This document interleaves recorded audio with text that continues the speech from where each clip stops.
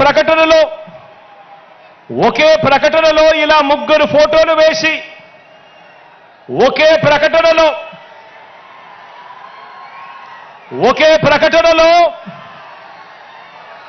ఇలా ముగ్గురు ఫోటోలు వేసుకుని ఇలా ముగ్గురు కూడా ఫోటోలు వేసుకుని చంద్రబాబు నాయుడు గారి సంతకం పెట్టి ఇంటింటికి ఈ పాంఫ్లెట్ను పంపించాడు. ఇంటింటికి పంపించిన ఈ పాంఫ్లెట్లో చంద్రబాబు నాయుడు గారు ఏం రాశారో తెలుసా? ఈ ముగ్గురు ఫోటోలు పెట్టి చంద్రబాబు నాయుడు గారి సంతకం పెట్టి 2014లో వీళ్ళే కూటమిగా ఏర్పడి ఇంటింటికి పంపించిన ఈ పాంఫ్లెట్లో వీళ్ళు రాసిన మాటలు, రైతులకు రుణమాఫీ పైన మొదటి సంతకం చేస్తాను, డ్వాక్రా సంఘాల రుణాలన్నీ పూర్తిగా రద్దు చేస్తాము, మహిళల రక్షణకు ఉమెన్ ప్రొటెక్షన్ ఫోర్స్ ఏర్పాటు చేస్తాము, ఆడబిడ్డ పుట్టిన వెంటనే మహాలక్ష్మి పథకం కింద 25,000 రూపాయలు బ్యాంకు అకౌంట్లో డిపాజిట్ చేస్తాము, ఇంటింటికి ఒక ఉద్యోగం ఇవ్వలేకపోతే ఉపాధి ఉద్యోగం వచ్చేదాకా నెల 2,000 రూపాయలు నిరుద్యోగ భృతిగా ఇస్తాము, 10,000 కోట్లతో బీసీ సప్లాను, చేనేత మరియు పవర్ లూమ్స్కు సంబంధించిన రుణాలు మాఫీ, అర్హులైనందరికీ కూడా 3 సెంట్ల స్థలం, అర్హులైనందరికీ కూడా 3 సెంట్ల స్థలం, పక్కా గృహాలు మంజూరు చేస్తాము, రాష్ట్రాన్ని సింగపూర్గా మించి అభివృద్ధి చేస్తాము, ప్రతి నగరంలో హైటెక్ సిటీ నిర్మిస్తాము. ఇదే చంద్రబాబు నాయుడు గారు, ఇదే కూటమిలో ఉన్న ఇదే దత్తపుత్రుడి ఫోటో, ఇదే ఇప్పుడు చంద్రబాబు నాయుడు గారు ఢిల్లీకి వెళ్లి ఏకంగా కూటమిగా ఏర్పడి పొత్తులోకి తెచ్చుకున్న మోడీ గారి ఫోటో. వీళ్ళు ముగ్గురు కలిసి చంద్రబాబు నాయుడు గారు సంతకం పెట్టి ఈ ప్రతి పాంఫ్లెట్ను కూడా ప్రతి ఇంటికి చంద్రబాబు నాయుడు గారు పంపించాడు. ఇందులో ఇచ్చిన హామీలు ఏవైనా కూడా అమలయ్యాయా అని అడుగుతా ఉన్నాను. ప్రత్యేక హోదా ఇచ్చారా అని అడుగుతా ఉన్నాను.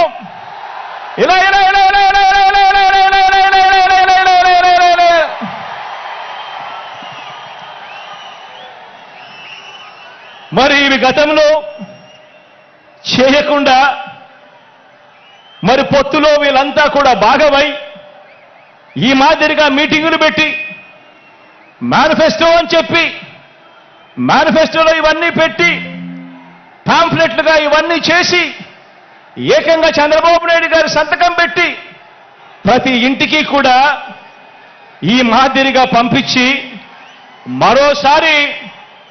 మరోసారి ఇదే డ్రామాను, ఇవే పొత్తులు, మరోసారి ఇలాంటివే ఇంతకన్నా ఎక్కువ హామీలు ఇస్తూ మరోసారి మోసం చేసేందుకు ఈ రోజు మళ్ళా చంద్రబాబు నాయుడు గారి పొత్తుల డ్రామాతో మళ్ళీ ఈ రోజు మీ అందరి ముందుకు వస్తా ఉన్నారు. ఆలోచన చేయమని అడుగుతా ఉన్నా. చంద్రబాబు నాయుడు గారు చూపిస్తా ఉన్న ఈ పొత్తులతో ఎవరికైనా కూడా ప్రయోజనం కలిగిందా అని చెప్పి ప్రతి ఒక్కరూ కూడా ఆలోచన చేయమని అడుగుతా ఉన్నాను. ఇలా రెండు చేతులు పైకెత్తి ఇలా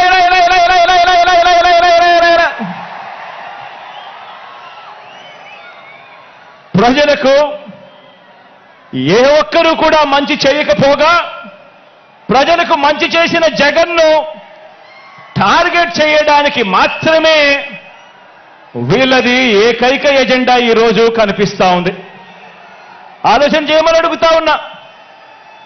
చంద్రబాబు నాయుడు గారికి అధికారం ఎందుకు కావాలి అనంటే ప్రజలకు మంచి చేయడం కోసం కాదు, ఎన్నికల మేనిఫెస్టోలో చెప్పింది చేయడం కోసం కాదు.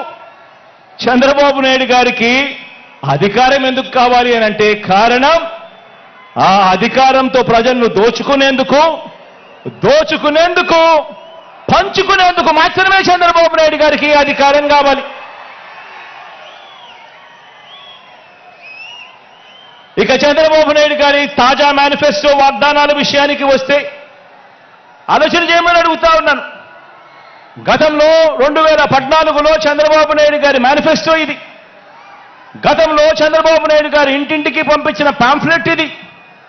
గతంలో చంద్రబాబు నాయుడు గారి హయాంలో 2014లో ఎన్నికలకు ముందు టీవీ ఆన్ చేస్తే చాలు ఊదరగొట్టే అడ్వర్టైజ్మెంట్లు ఇవి.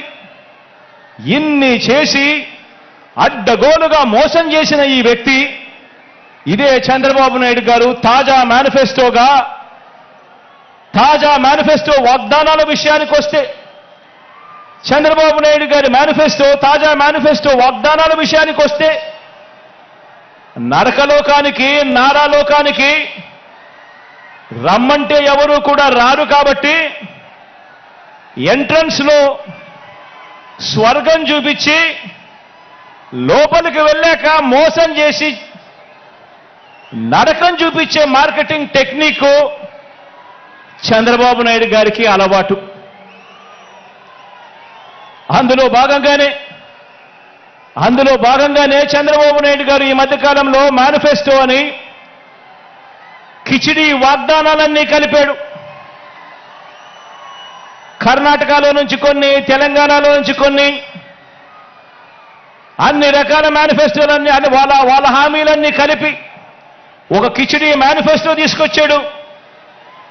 ఆ కిచిడి మేనిఫెస్టో తీసుకొచ్చిన ఈ చంద్రబాబు అందులో భాగంగా వాళ్ళు చూపించే గ్రాఫిక్స్, అందులో భాగంగా వాళ్ళు జరిపించే ఎల్లో మీడియా డిబేట్లు, వారు చేసే ప్రచారాలు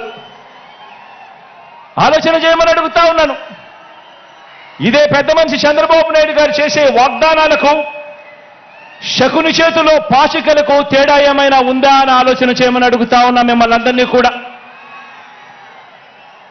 అందుకు భిన్నంగా చంద్రబాబు నాయుడు గారి క్యారెక్టర్కు భిన్నంగా మనందరి ప్రభుత్వం కరోనా కష్ట సమయంలో కూడా ఏమాత్రం కూడా సాకులు చూపకుండా పేదలందరికీ కూడా మేనిఫెస్టోలో ఇచ్చిన ప్రతి మాట ప్రకారం సంక్షేమ పథకాలన్నీ కూడా ప్రతి ఇంటికి అందించాం, ఇంటింటికి అందించాం. నేరుగా మీ బిడ్డ బటన్ నొక్కుతా ఉన్నాడు. నేరుగా నా అక్క చెల్లెమ్మల కుటుంబాల ఖాతాల్లోకి డీబీటీ పద్ధతిలో ఎక్కడా ఎవరు లంచాలు అడగడం లేదు, ఎక్కడా ఎవరు వివక్ష చూపడం లేదు. నేరుగా నా అక్క చెల్లెమ్మల కుటుంబాల ఇళ్లకు అక్షరాల 2,65,000 కోట్ల రూపాయలు నేరుగా మీ బిడ్డ బటన్ నొక్కడం, నేరుగా నా అక్క చెల్లెమ్మల కుటుంబాల ఖాతాల్లోకి వెళ్ళిపోవడం జరుగుతా ఉన్న పరిస్థితిని గమనించమని అడుగుతా ఉన్నా. ఇక నాన్ డీబీటీ పద్ధతిలో అయితే ఇళ్ల స్థలాల మార్కెట్ విలువ తీసుకోకుండా మన దగ్గర ఉన్న భూములను కూడా వాటి విలువ కూడా తీసుకోకుండా కేవలం మనం సేకరించిన భూముల విలువను మాత్రమే తీసుకుని మనం చేసిన నాన్ డీబీటీ కింద మనం చేసిన ఖర్చు ఈ 58 నెలల కాలంలో విద్యా కానుకైతేనేమి, సంపూర్ణ పోషణమైతేనేమి, గోరు ముద్దైతేనేమి, ఇలాంటి పథకాలకు చేసిన ఖర్చు 1,10,000 కోట్ల రూపాయలు. మొత్తంగా డీబీటీ నాన్ డీబీటీ ఈ రెండు కూడా కలిపితే ఈ 58 నెలల కాలంలో మీ బిడ్డ ప్రభుత్వంలో మనం 3,75,000 కోట్ల రూపాయలు ఖర్చు చేశాం.